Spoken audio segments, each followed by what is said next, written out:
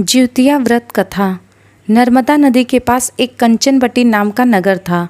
वहाँ के राजा का नाम मलाई केतु था। उसी नर्मदा नदी के पास पश्चिम में बालूहटा नाम की मरुभूमि थी, जिसमें एक विशाल पेड़ पर चील रहती थी और उसी पेड़ के नीचे एक सियारिन भी रहती थी। चील और सियारिन दोनों ही पक्की सहेलियाँ थीं। कुछ महिलाओं को ज्योतिया व्रत करते देख चील और सियारिन ने भी यह व्रत करने का संकल्प लिया और दोनों ही भगवान श्री जीवुतवाहन की पूजा और व्रत करने का प्रण ले लिया। जिस दिन दोनों को व्रत रखना था, ठीक उसी दिन शहर के एक बड़े व्यापारी की मृत्यु हो गई और उनका दाह संस्कार वहीं मरुस्थल पर हुआ। मुर्दा देखकर सियारिन को बहुत भूख लग गई। वह खुद को रोक नहीं पाई, जिसके कारण उसका व्रत टूट गया। परंतु चील ने खुद पर संयम रखा और पूरी श्रद्धा और नियम से अपना व्रत पूरा किया और अगले दिन व्रत का पारण भी किया। उसके बाद अगले जन्म में दोनों सहेलियों ने पुत्री के रूप में एक ब्राह्मण परिवार में जन्म ले लिया। उनके पिता का नाम भास्कर था। चील बड़ी बहन और सियारिन छोटी बहन थी। बड़ी बहन का नाम शिलावती रखा गया और उसकी शादी बुद्धिसेन के साथ हो गई।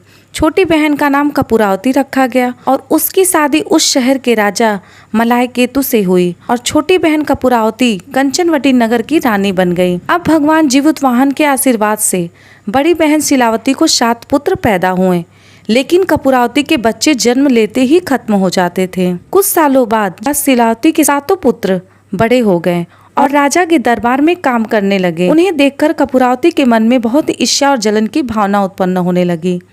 इसी ईर्ष्या की भावना से कपूरावती ने राजा से कहकर शिलावती के 7 बेटों के सर कटवा दिए। फिर उन 7 सिरों को बर्तन में रखकर और उन्हें ढककर शिलावती के पास भिजवा दिए।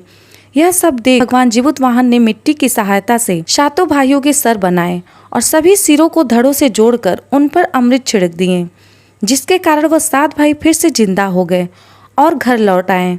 रानी ने जो कटे सर भिजवाए थे वह सब फूल बन गए। कपूरावती समाचार पाने के लिए बहुत ही व्याकुल थी, लेकिन जब उसे बात का पता चला तो अपनी बड़ी बहन के घर गई और वहां सबको जिंदा देखकर आश्चर्य में पड़ गई और बेहोश हो गई। जब कपूरावती होश में आई तो उसने अपनी बड़ी बहन से सारी बात बताई और अपनी गलती का पछतावा किया।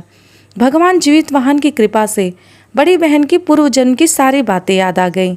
वह अपनी छोटी बहन को उसी पेड़ के नीचे लाकर पूर्व जन्म की सारी बातें सुनाई, जिसे सुनकर कपूरावती फिर बेहोश हो गई और मर गई। जब राजा को इस बात की सूचना मिली तो उन्होंने उसी जगह पर पेड़ के नीचे कपूरावती का दाह संस्कार कर दिया। यह थी चील और सियारिन की ज्योतिया व्रत कथा। इस कथा को कहने और सुनने वाले और इस व्रत को रखने वाले को शुभ फल की प्राप्ति होती है।